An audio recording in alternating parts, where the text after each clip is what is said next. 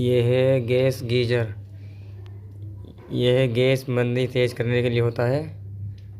और ऊपर वाला जो होता है सर्दी गर्मी के लिए होता है।